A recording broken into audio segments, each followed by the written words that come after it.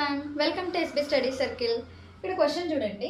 Suhas decided to donate 15% of his salary. On the day of donation, he changed his mind and donated 1650 rupees, which was 11 by 15th of what he decided to donate earlier. How much Suhas salary అంటున్నారు. So question కి meaning ఏంటి? సుహాస్ అనే అతను తన శాలరీలో 15% amount ని donate చేయాలా అనుకున్నాడంట. అయితే on the day of donation, correct గా డొనేషన్ రోజు అతను తన డెసిషన్ ని చేంజ్ చేసుకున్నాడు. ఏమని? 1650 రూపీస్ అమౌంట్ ని డొనేట్ చేయాలి అని. అయితే ఆ 1650 రూపీస్ అమౌంట్ ఏదైతే ఉందో అది 11 by 15th ఆఫ్, ఇక్కడ ఏమంటున్నారు, what he had decided to donate earlier, అంటే ఈ 11 by 15th ఆఫ్ 15% ఏదైతే ఉందో అది 1650కి ఈక్వల్ అవుతుంది అంటున్నారు. సో అయితే how much Suhas salary, question అర్థమైంది కదా. సో నార్మల్గా ఏంటంటే మనకు శాలరీ కనుక్కోవాలి అంటే జనరల్గా మనం నార్మల్ మెథడ్ ఎలా చేస్తాం, ఎక్స్ అనేది టోటల్ శాలరీ అనుకుంటాం. సో ఎక్స్ అనేది టోటల్ శాలరీ అనుకొని ఆ ప్రాసెస్ అలా నార్మల్ మెథడ్లో చేస్తాం. సో ఆ మెథడ్ కనుక చేస్తే కాంపిటేటివ్ ఎగ్జామ్స్లో it will take more time. So మనం ఒక షార్ట్ కట్ మెథడ్ అండ్ ఒక ఆప్షన్ వెరిఫికేషన్ మెథడ్ రెండు కూడా ట్రై చేద్దాము.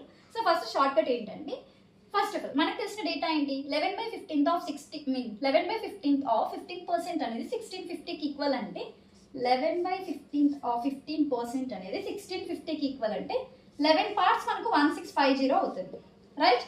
అయితే 15 పార్ట్స్ ఎంత 11 into 150, 11 ones 1150, right.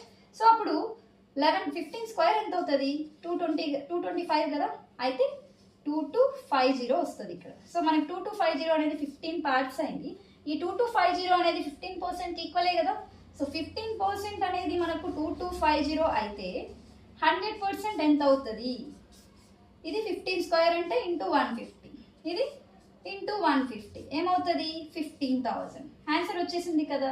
So first option మన ఆన్సర్ అవుతుంది. అయితే ఆప్షన్ వెరిఫికేషన్ చూద్దాం. ఫస్ట్లో ఏమి ఇచ్చారు, 15,000 ఇచ్చారు లక్కీగా, కాబట్టి 15,000 ఫస్ట్ ఆప్షన్ తీసుకుంటాం.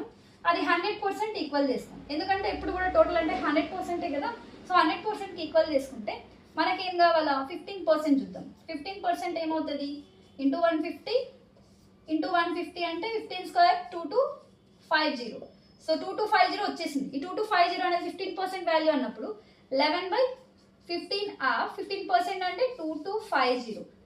ఈ వాల్యూ అనేది మనకు ఎగ్జాక్ట్గా 1650 రావాలి. ఆ 1650 వచ్చిందంటే అదే మన ఆన్సర్ అవుతుంది. సి 15 స్క్వేర్ అంటే 225 కదా. So into 150, I mean 11 into 150 అంటే 1650 కదా. సో మన 15,000 అనేది ఆన్సర్ వచ్చేసింది. ఇన్ కేసు ఇక్కడ 15,000 కాకుండా వేరే ఏమైనా ఆప్షన్స్ ఉంటే అది 1650 రాదు. సో అలా రానప్పుడు మనం నెక్స్ట్ ఆప్షన్ ట్రై చేయాలి.